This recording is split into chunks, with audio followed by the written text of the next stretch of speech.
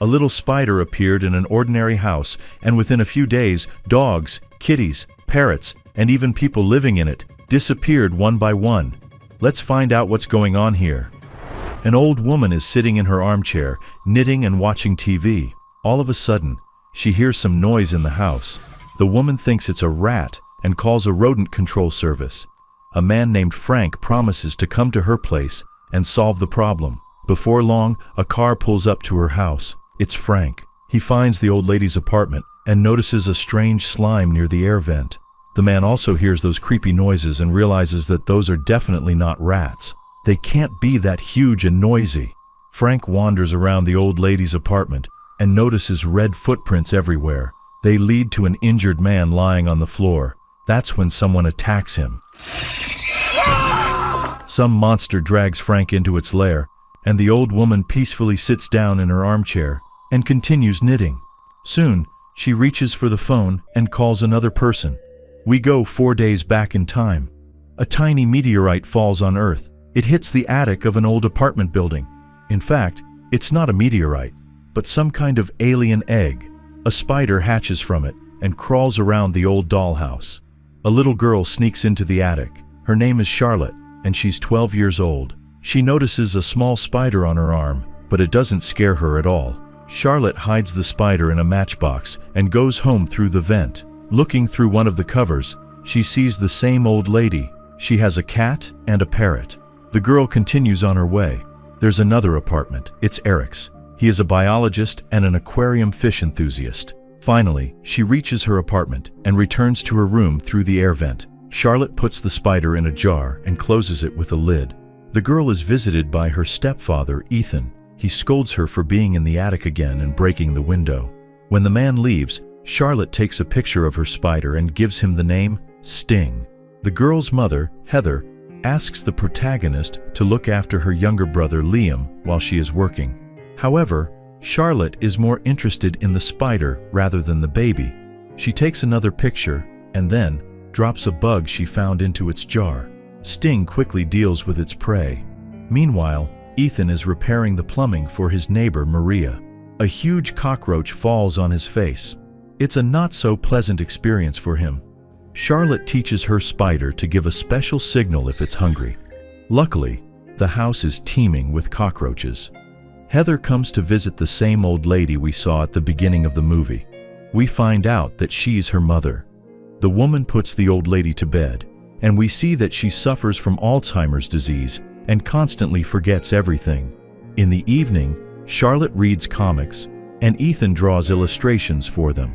The girl helps her stepfather to correctly depict the emotions of the main characters. After dinner, Ethan goes into Charlotte's room and notices a drawing of a huge spider on her desk. He puts his adopted daughter to bed and promises to add the spider story to his new comic book. Meanwhile, Sting grows up incredibly fast and escapes from his jar. He crawls through the vent, gets into the old lady's apartment, and scares the hell out of her parrot. In the morning, Charlotte has breakfast with her family. Her parents are too busy with work and the baby, so they pay very little attention to their eldest daughter. A wild scream of a housekeeper named Gunther is heard in the middle of the day. She entered the old lady's apartment and saw the parrot there, or rather, what's left of it. The woman is convinced that rats did it. She immediately calls a rodent exterminator. Yeah, that's Frank. The man's sure the rats couldn't have done it. The parrot looks like it's been ground up in a blender. Frank treats the building's ventilation system with chemicals. Charlotte finds the spider sitting in its jar. Apparently, it's returned home after a substantial meal. She brings some more cockroaches and notices that Sting keeps away from the mothballs. She also remarks that her spider grows too fast. The girl watches a video about spiders to learn more about their lives. Frank goes into each apartment to do some pest control. Charlotte kicks him out of her room so he won't hurt Sting. The man asks the girl to show him her pet. Frank remarks that Sting is extremely aggressive. Charlotte constantly feeds her spider, but it seems to need more and more. Eventually, the spider decides to hunt the neighbor's dog. It barks and wakes up its owner, Maria. She takes some pills, looks at a photo of her family, and starts to cry. The spider jumps on her nose and bites her.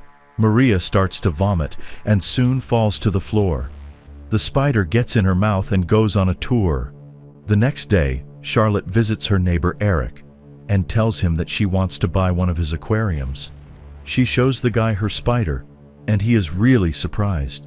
The thing is, Eric is a biology student, and he's never seen spiders like this before. They watch together as Sting eats a cockroach. Eric asks the girl to leave the spider for him so he can figure out what species it is. Ethan and Heather hear some strange noises coming from the vent. The man unscrews the cover and peeks inside. There he finds the neighbor's dog. Ethan wants to return the dog to its owner, but the silence in Maria's apartment feels suspicious. He takes the keys, opens the door, lets the dog in, and finds Maria without signs of life. The paramedics take her body away. The cops decide it was an accident. Ethan gets a call from his neighbor Eric. He shows the man the spider that Charlotte found and informs him that it is an incredibly dangerous and poisonous creature. The guy is going to study it. Charlotte wants her pet back, but Eric won't open the door for her. The girl makes a scene and locks herself in her room. Eric realizes that the strange spider is growing right before his eyes, requiring a huge amount of food. Ethan envisions spiders everywhere. Charlotte reads a new series of comics and then throws the book out the window. Meanwhile, the enormous Sting crashes its aquarium. Heather puts her sick mother to bed, and housekeeper Gunther taunts the poor woman, who doesn't even recognize her daughter. Ethan gets fired for not meeting deadlines, and the man becomes enraged. He has a fight with Gunther, and the woman fires him from his second job. It's a complete failure. At night, Sting goes hunting again. Gunther can't find her cat anywhere. She wanders through the house with a flashlight and hears the cat's cry coming from the ventilation shaft. Gunther crawls into the vent after her pet. Her flashlight goes out, and then Ethan tears up his drawings. A cry of help erupts from the ventilation shaft, but no one hears the distressed woman. A new day is dawning. The dog barks, Heather laughs, and Ethan breaks the TV in a fit of rage. Charlotte takes Liam and goes to her room. Heather berates her husband for losing his temper in front of the kids.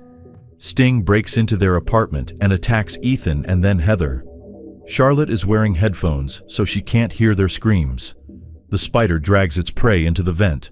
Charlotte feeds the doggy and finally takes off her headphones. She discovers that her parents have disappeared. The girl looks into the vent and realizes that something terrible has happened. The spider traps Ethan and Heather in cocoons. In the meantime, Charlotte notices that her doggy has disappeared as well, and Liam is also missing from his crib. The girl finally realizes that it was Sting who caused all the trouble. Charlotte decides to save her family. She dissolves mothballs in water, loads her water gun with the mixture, and bravely crawls into the vent. What she finds in there is far from being pleasant. Nevertheless, Charlotte is a brave girl and wants to save her family. She gets into Eric's apartment and finds the poor guy in a cocoon on the ceiling. After that, the girl visits her grandmother, takes some more mothballs, mixes them with water in a blender, and goes hunting. She douses herself with this solution to avoid becoming Sting's prey. Charlotte opens the vent and finds Ethan there. She frees her stepfather with mothball water, which corrodes all the cobwebs like acid. Frank rings the doorbell. Looks like we're back to the moment we saw at the beginning of the movie. Ethan hears Liam crying and wants to save the baby, but Charlotte asks him to be quiet. The thing is, it may be an ambush, and Sting is about to attack them. It's truly huge now. The protagonists fall into the basement, and Sting slowly crawls towards them. The girl freezes with horror, and Ethan pours mothball water on the spider. The monster doesn't like it, and flees. A terrified Frank soon falls to them. The man is hysterical and desperately wants to escape, but all the doors are locked. Then he grabs his nail gun and uses it to fight the giant spider. However, the monster proves to be smarter than they thought. Sting sets off the fire alarm. Water pours from the ceiling and washes off the mothball solution from them. At that moment, the spider grabs Frank and drags him into the vent. Unfortunately, the man's life is over. Ethan and Charlotte hide in a waste disposal room. That's where they find Heather and Liam in cocoons and use mothball water to free them from the cobwebs. Everyone is alive and pretty much unharmed. Sting approaches them again. Ethan comes up with a plan. While his family barricades themselves against the bloodthirsty monster, he tries to reach the switch and activate the trash compactor. Ethan gets electrocuted in doing so, but Charlotte manages to hit the right button. Sting turns into a flat pancake. They're saved. The heroes make their way out of the waste disposal room. Ethan comes to his senses. Looks like their family is finally safe now, or maybe they're not. It turns out Sting has managed to lay some eggs, and they're starting to hatch.